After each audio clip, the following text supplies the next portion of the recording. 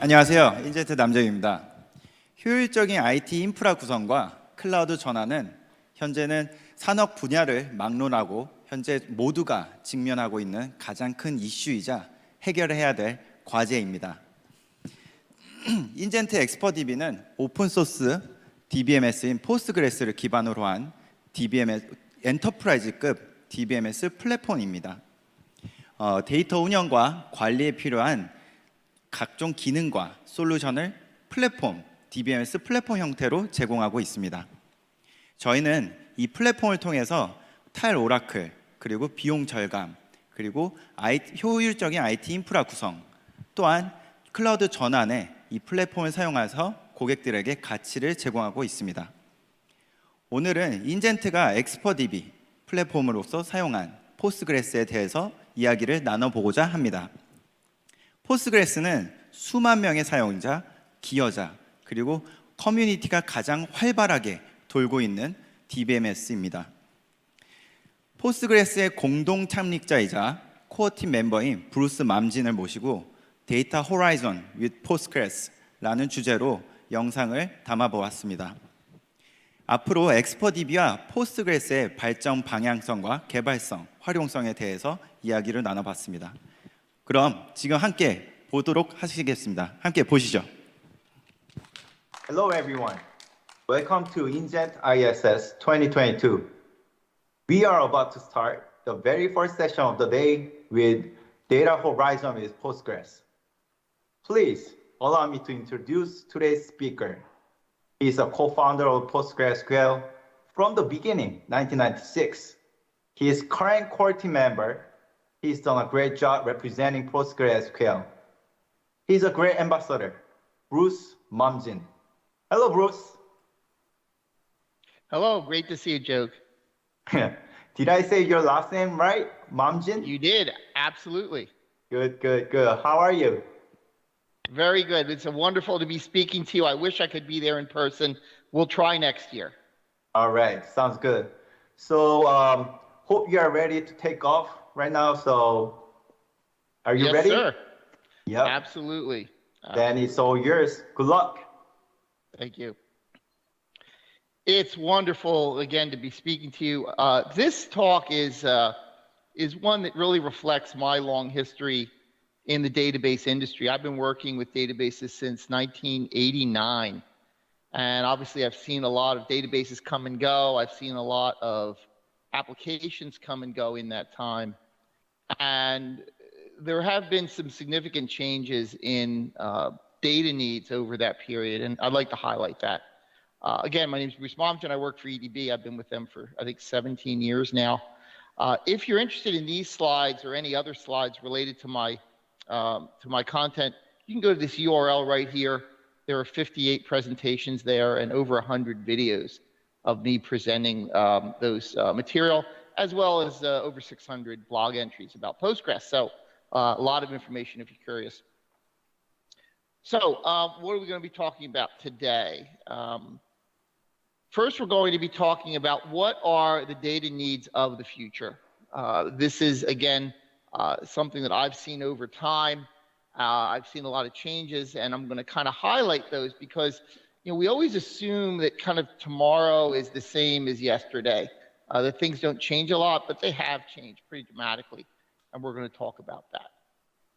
I know this is kind of a weird picture here on the right, but this is what computers looked like when I started actually in the mid 80s and early 80s with computers. They were sort of separated in a room. There were some dumb terminals connected to it. You can see the tape drives in the back, the disk drives here are in the front in orange. And you really had one computer, and then, obviously a bunch of people communicated it with terminals. I don't go back to the 60s where they used punch cards. I never actually used punch cards, so I got to avoid that period. I did work with teletypes a little bit in the 70s. I did a lot of work with dumb terminals in the 80s, and then with fat clients and thin clients in the 90s. But as you can imagine, the past 20 years, things have dramatically changed. In the 2000s, You obviously have web browsers, and that was a new way of accessing data. And there was a bunch of industry changes related to that, sort of the rise of PHP, the rise of MySQL in a way, was during that period. But the past 10 or 12 years, you've seen sort of an explosion of new places to get data. And that's really challenged the data landscape. There's just a completely new environment on what materials are there, what is available, what type of data you can get. And obviously this has impacted the applications and also the data requirements. I think this graphic is sort of summarizes it all. When I started, you pretty much had relational data, which was pretty much typed in by dumb terminals and printed on paper reports. I'm not sure how many of you remember the sort of big stack of paper reports we used to do. I used to work with law firms, and we'd be printing stuff out all the time, and big stacks of analysis. And then you also had some data warehouse needs at that point, but that was always in a separate place, a separate location. But now in the past 10, 12 years, you've got data coming in from web browsers and mobile apps. Internet of Things is obviously a huge source of data, almost too much data sometimes. You have to figure out which data you need and which data is not important. We have document data, GPS data, which would be coming from things that are moving, GIS data, which relates to mapping and sort of spatial geography, social media information, and also data warehouse. And people want to do all of this now, a lot of times in the same data source. And that's, I think, the big change that we've seen, the concept that everything is now sort of, instead of the old case where we just did data entry and we did orders and parts and shipping, now we've got this explosion of data needs, which I think has really changed the industry. And it takes a while to sort of understand that change, and obviously to select the right data models and data storage for those type of needs. And that's why you see so many new databases coming around, so many new ways of storing your data. You have NoSQL, you have distributed, you have key value, graph, right? All of these kind of things are trying to basically get control of all of the data that's coming in from so many different sources that we didn't have 10, maybe 15 years ago. So the question really is, how do you ingest all this new data, all the new sources of data that you have? One option is to take all the data and to store it all relationally. All right. So those of you who took maybe college classes in relational theory know the different normal forms of relational theory: first normal form, second normal form. And one option is to take all of that data from all these different sources, whether it's GIS or Internet of Things or JSON and so forth, and all put it in relational. And you can do that, but the problem is that you lose the original structure, right? Everything kind of gets squished down into rows and columns, and sometimes that's just not appropriate. And also there's often limited indexability. So once you have separated the data into relational pieces, it can be hard to put it back together and to make sense of it. You can use a specialized data store. And this is something that was done, I want to say probably 10 years ago. It was more popular than it is now. But the concept here is that you have JSON data, you get a JSON database. You have GIS data, you get a GIS database. You have full text search, you get a full text search database. And that does work. But the problem is that you have now a whole bunch of different data stores, which are kind of all over the place. Think of them as like a lot of separate microservices, but those microservices are not separated by business type. They're separated by how the data is coming in. So now you've chosen your database really based on how it's coming in. And if you need to join that data with any other data, you've got sort of a problem. So then you get into the issue that data integration and data governance become very difficult. I'm not sure how many of you work in large organizations, but sometimes I go to large organizations and I say, how many different types of databases do you have? And they'll say like 30 or 50. I mean, just huge, a huge number of different databases.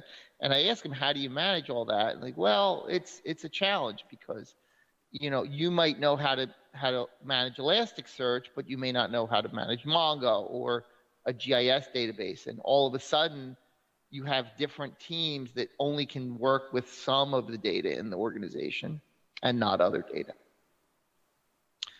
So one of the things that I think is really exciting about where the industry is going, and particularly is Postgres, is the concept that instead of having either relational data, which only is relational, okay, or separate relational data and a JSON database and a GIS database and a data warehouse and a legacy database kind of all separated, okay, like this.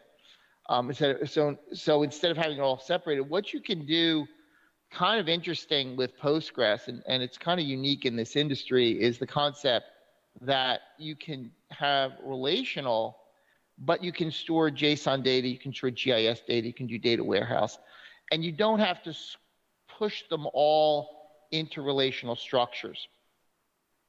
And the reason that's valuable is because, as I said earlier, if you try and take all of these new data needs and place them all into a very rigid relational structure, you lose the original structure of the data. You have trouble manipulating it, it's trouble indexing it, and now work becomes hard.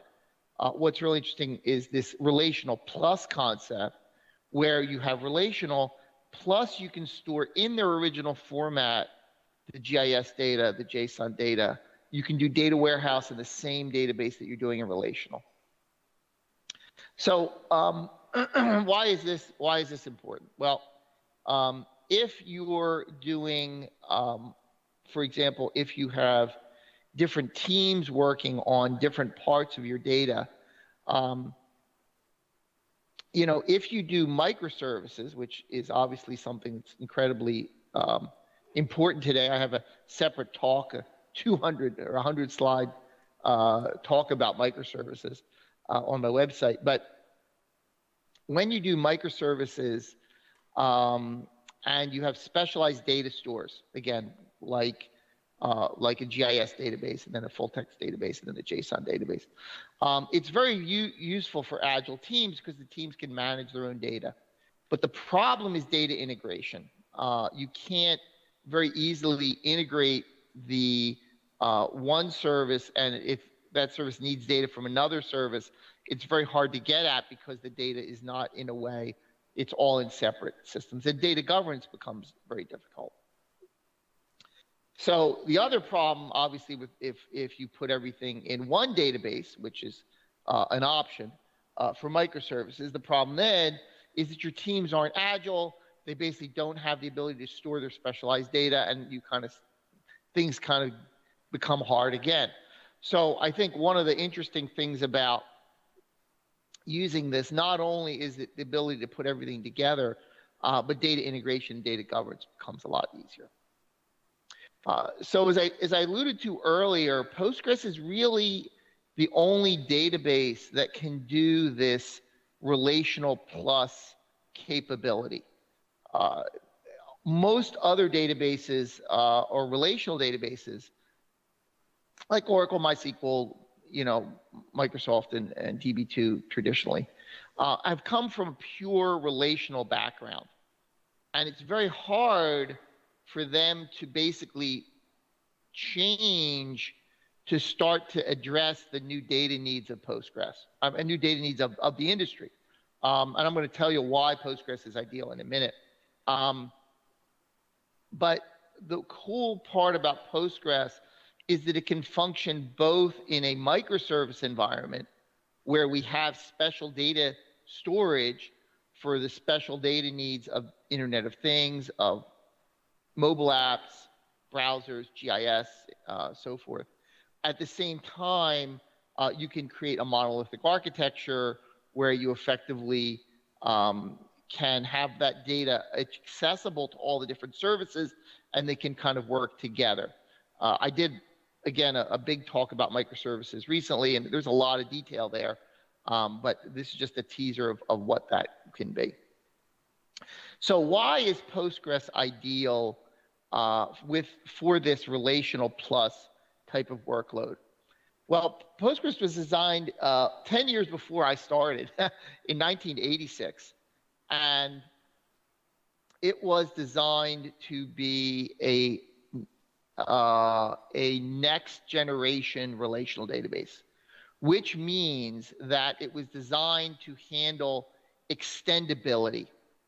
And frankly, when I started in 1996, that extendability was just a feature. We didn't use it.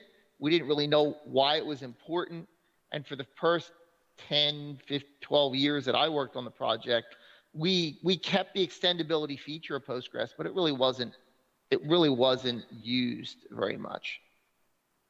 But in the past 10 years, because of the slide I showed you earlier about the new data needs of Postgres, we have been able to extend Postgres to do full text search, to do GIS, to do JSON, to do a lot of different data needs. And now Postgres, designed in 1986 to be extendable, ignored for a large part in the 90s and the 2000s, is actually in an ideal position to be the next generation of relational system because it was designed so long ago to be extendable. What do I mean by that? On the right, you're actually seeing the Postgres system tables. Now, it's kind of small, so you probably can't read it clearly, but the most important part is that Postgres stores all of its data types, all of its indexing methods, all of its operators, all of its server-side languages in the system tables. It even stores the indexing methods. I'm showing them here in light blue on the right. Those are the indexing methods of Postgres. We support 5 or 6 different indexing methods. Why is that important? Because non-relational data like JSON, GIS, full text search, needs specialized indexing if it's going to perform well. And that is another feature that we got from Michael Stonebraker. His work in 1986 was the idea of extendable indexing. So the reason Postgres is so popular and the reason Postgres continues to grow is because we have new data needs today, and Postgres is ideally suited to that because it was designed to do it. It isn't like adding JSON to Oracle or GIS to DB2. Those databases weren't designed to be extendable, so it's actually quite hard for them to integrate new data types, new indexing methods, and new storage methods into their existing systems. That is very easy for Postgres. So we have built, as I mentioned before, Postgres has built-in full-text search. We've had that for 15 years. We have JSON support. We've had that for 10 years. We have data warehouse capabilities. We've had that for a long time. We have GIS capabilities, which is actually developed by a separate team called PostGIS that you can add to the database, and it functions like when you add PostGIS to Postgres, it functions as though the database always knew about GIS. It's not a bolt-on. It's not like an awkward add-on. Because Postgres is extendable, these extensions just add to Postgres like GIS in a very seamless manner. Why is that useful? Here's an example of a data row in a table. Okay, I wanted to be very concrete in my example. The first column is an integer column, very traditional for database systems, okay? The second column is a varchar, again, very traditional. The third column is a full text search column. So we can have a document in there and we can index the words and we can look for documents that have certain word combinations. The fourth column is a GIS column. This would be longitude, latitude, different mappings. We can graph the points on the map. We can figure out whether this point is within a certain geographic area. And the final column is a JSON B column. Again, you'd probably never use all of these in one row, but you can. And the beauty of this is that you have specialized indexing like GIST for GIS data. You have specialized indexing like GIN for JSON B data. And this single row has consistent visibility, durability, and storage. It's not like an extra thing. I have a URL here at the bottom that actually links to a talk about this indexing capability. In fact, the slides have a bunch of links that you might find useful. So what if Postgres isn't sufficient? What if there's something you need that Postgres can't do? Maybe you have data warehousing that we can't do. Maybe there's a particular need. Maybe you have complex full text search. Maybe you have columnar. Maybe you need sharding. Again, if you can't do it, we have either extensions that do it, or you can use full text. You can use foreign data wrappers. Foreign data wrappers allow you to connect Postgres to other data sources in a seamless way. Again, there's a URL here in blue at the bottom. We support over 100 different foreign data wrappers. So odds are, whatever data source you have, we have the capability of connecting to it.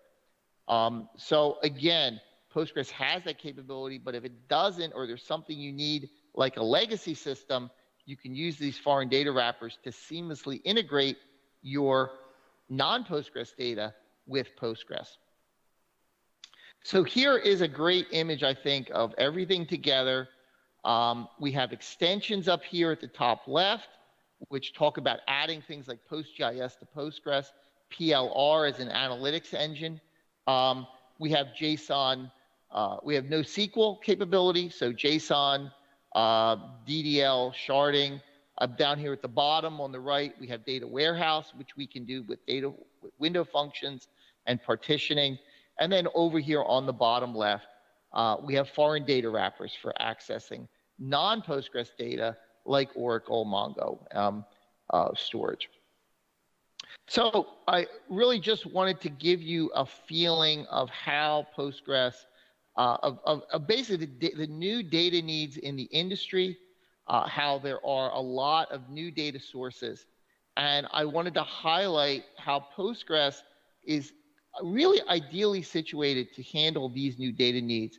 Because it was originally designed to be extendable, we're now using that extendability to allow Postgres to work in these new environments and to be effective. I want to thank you for listening today. Again, I will hope to see you soon. I will be in Korea in a week or two. We have an event coming up, so hopefully maybe I'll see some of you there. And I hope you have a great rest of the conference. I'm sure it'll be very good. So thank you for your presentation. It's an honor to have you today. So we have some questions for you.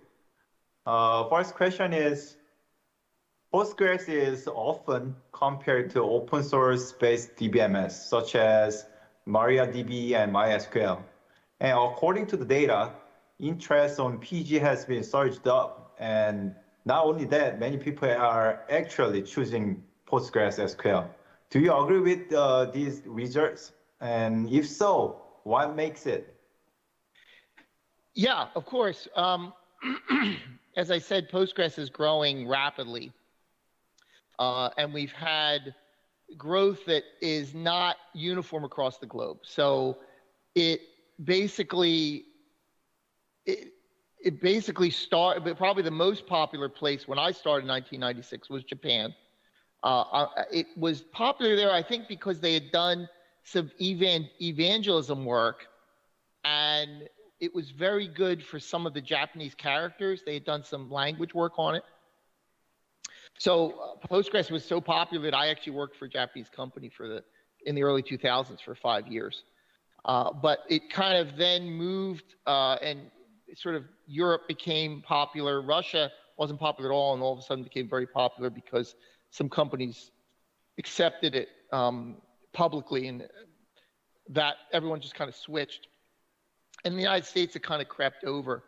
I know in Korea we have some very big companies using Postgres, and some of them, the reason I know is some of them are EDB customers. I'm sure some of them are INZENT customers as well, and probably those are really important customers. I know it sounds silly that say a big customer is important, but the reason it's important, a lot of these countries are looking to large companies to say, okay, what are the large companies doing? And if that's what they're doing, maybe that's what I should be doing, right? And the other issue that we see is the growth of companies like yourselves and EDB to kind of show companies how they can use Postgres efficiently in an enterprise. I'm sure you've had cases where company downloads Postgres, they install it, but you need more than the software, right? You need you need support because the data is very important, and if anything isn't working right, it can adversely affect the organization in a major way. You need a lot of tooling around it, right? The monitoring part, maybe the failover part, the backup part, right? All these pieces that you kind of need to put together. And I'm sure your company has this issue as well. Jay-Luke, what confuses people a lot of times is they're used to a traditional enterprise database, right? So they're used to, okay, I'm going to buy Oracle. I have to buy support. I'm going to have all this tooling around it. Everyone knows how to use the data. I can hire engineers who know how to use it, right? So there's all this ecosystem around traditional relational databases, right? Right. But what really throws people off is they're like, okay, so I can download Postgres for free. So they think, okay, I have the software, so I don't need all of that other stuff that kind of came with Oracle, right? And kind of you do, right? You kind of still do need a backup tool. You kind of still need a failover tool. You kind of still need a monitoring tool. You really do need support, right? Unless it's a very minor application. So what happens is instead of getting everything from one place, they get the software, but then they can struggle because they really think that it's a zero cost solution. And it might be a zero cost if you want to download all the separate tooling that you're going to need and then train your people and then get them to this point where any bad thing that happened, they can work with it. I was at a car company that I'm sure everyone knows in Korea, and they asked me, do I really need to get anything from any other company? I said, no. I said, you can download evaluate all the things, integrate together. And I said, you can train your engineers to do support, but you gotta figure that's going to be a couple $1 million over years. You're not really a software company, you're a car company. Is that really what you want to be doing, right? Because your people are going to have to be involved in the Postgres community because they're going to need to ask questions when something bizarre happens, right? So you're going to need to train them to a very high level if you're not willing to rely on somebody, an expert, to do some of these things. So I think that's one of the things that throws people off is the concept of, yes, the software is free, but do I need to partner with any other company to help me? And the answer is no, you do not have to. And that's, I think, the freedom part. But it may be very wise to do that because, the reason I joined EDB actually was because at that time in 2006, they were one of the few companies that were producing like that last mile of service tooling around Postgres. And I realized that enterprises, unless these tooling existed, really couldn't use Postgres alone. They needed that support. They needed all that tooling around it. And that was a very important thing. Now, things have changed in the past 16 years, so there's actually more tooling available open source now, but it's still hard to use. It has to be tested. It has to work. You have to evaluate it. You still need support. You need monitoring, right? There's just these things that for a small organization to use Postgres and it's not that critical, they can probably get by. But as the larger the organization becomes, I find the more help they need to efficiently integrate Postgres into their workload. Thank you for answering it. All right, the second question is that it is known that Postgres is also suitable for OLED applications. Like your presentations, you said it's ideal for relational plus type of work, you said, right? So, but I couldn't find not too many cases with using community versions of Postgres in OLED application purposes. Do you have any use cases for OLED applications? Yeah, so back when I started, when you were doing data warehouse, you would get a dedicated data warehouse computer, right? Mm-hmm. Maybe it was Netezza or one of the big big machine, and you'd run all your data warehousing on that dedicated server, and you'd have to have a batch job which would copy the data over every hour, every night. The data would be kind of stale, but you would figure that out. What you see now is that people don't want to be doing that. They don't want to have a separate server to do that. They don't want stale data. They want data that's current, right? And they want access to all their data. So, yes, there's still need for custom data warehouse systems. There's still need for custom layouts. Sometimes when you create a data warehouse, you organize the data differently so you can more quickly analyze the data. But what is new here is that for probably 80% of data warehouse needs, people can just do the data warehouse using the same Postgres software, right? They don't need to necessarily restructure it, get a new piece of software, and sort of have a new management, have to manage all that data warehouse needs.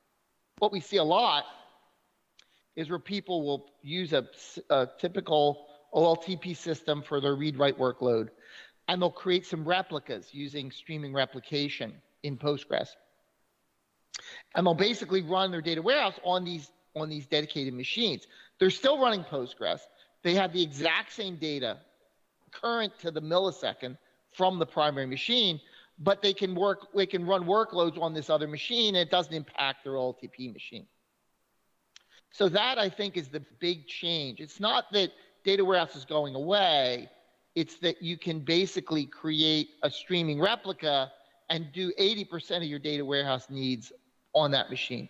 If you still need more, you can install Citus, which is an extension which does sharding and some columnar stuff. You can also use foreign data wrappers if you want to connect to another server. Maybe you want to push your data over to the data warehouse occasionally and then do your work over there.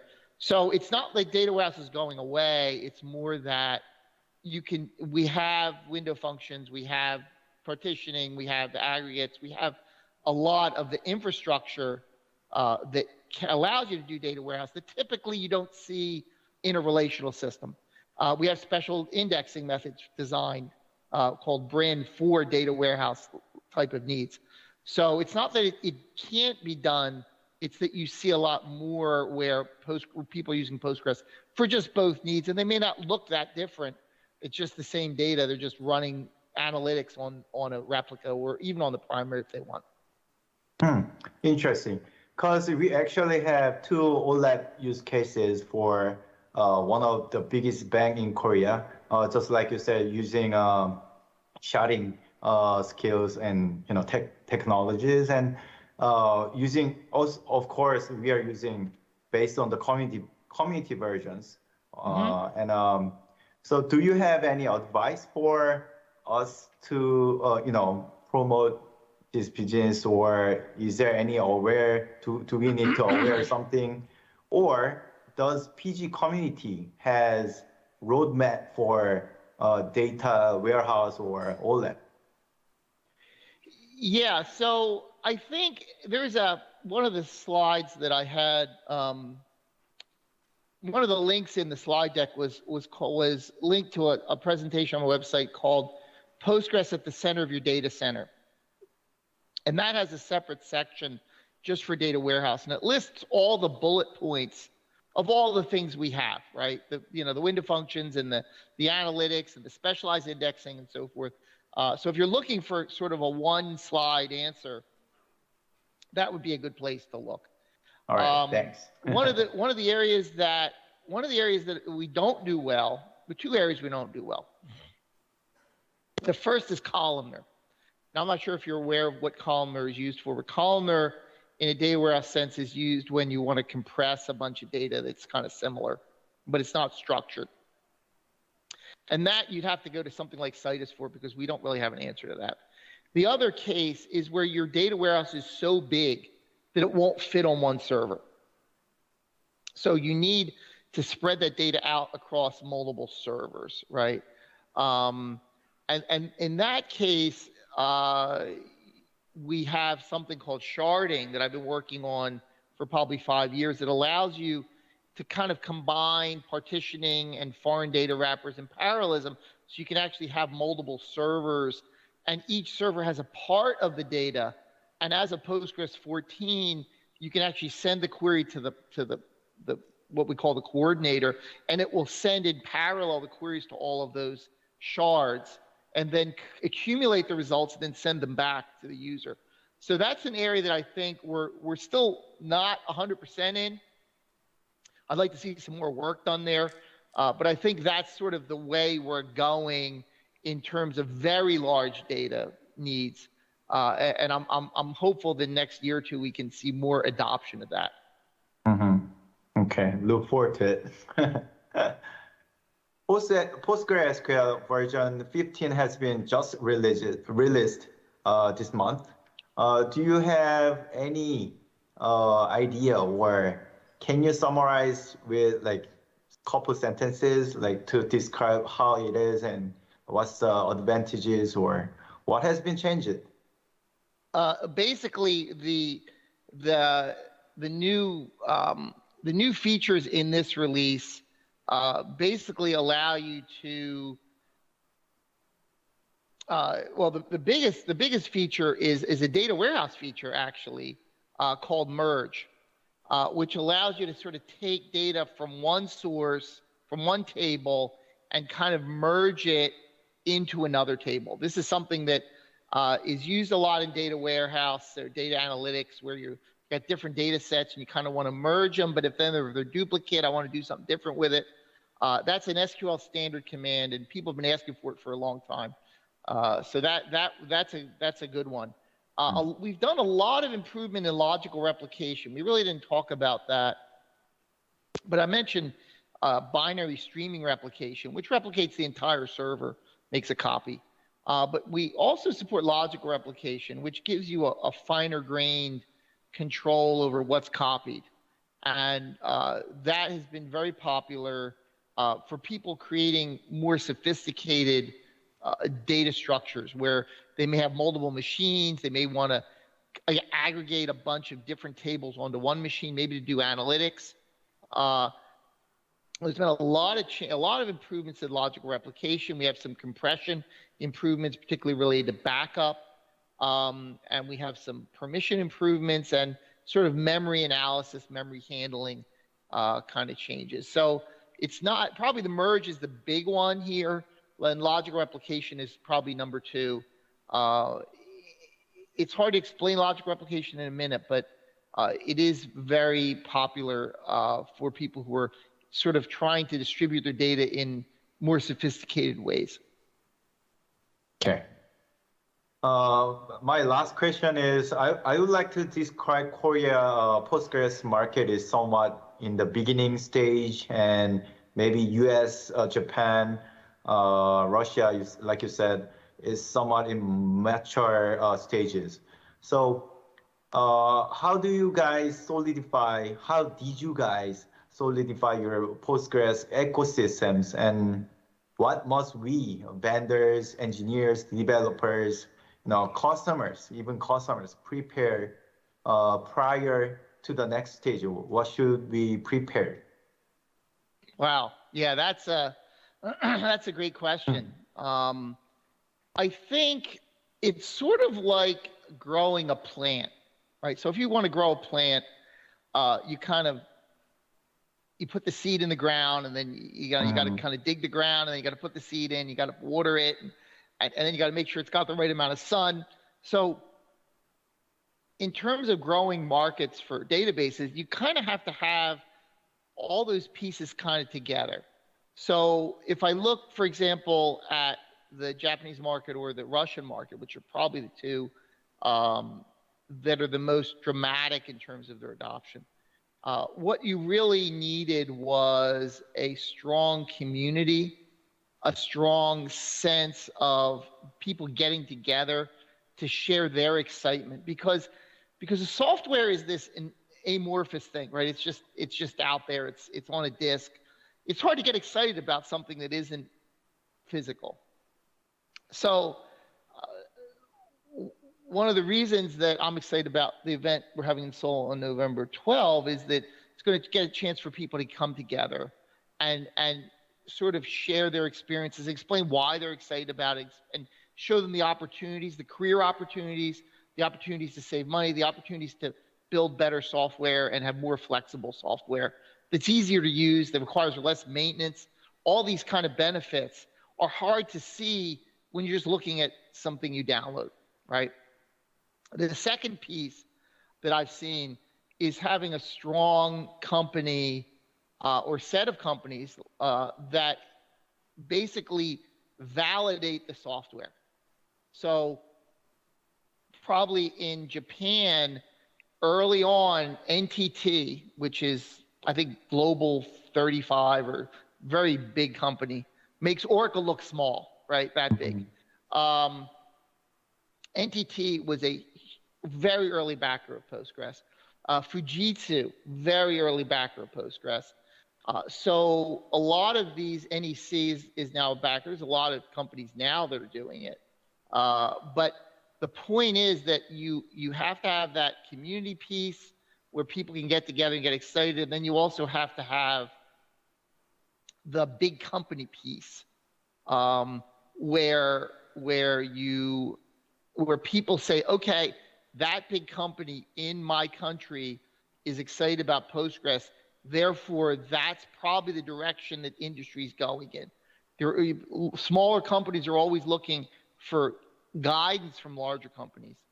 And the third piece is companies like yourselves, INZENT and EDB, which are necessary to provide that support to get people started and to have them have successful journeys with the software, right? So again, back to the plan analogy, it isn't really one thing, and you can't get by with one or two of those, right?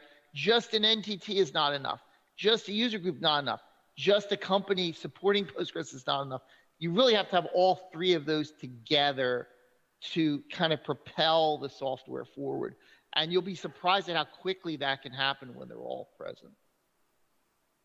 Yeah, that perfectly answers my questions. Thank you for presenting for us today. Thank you. Bye-bye. Bye-bye.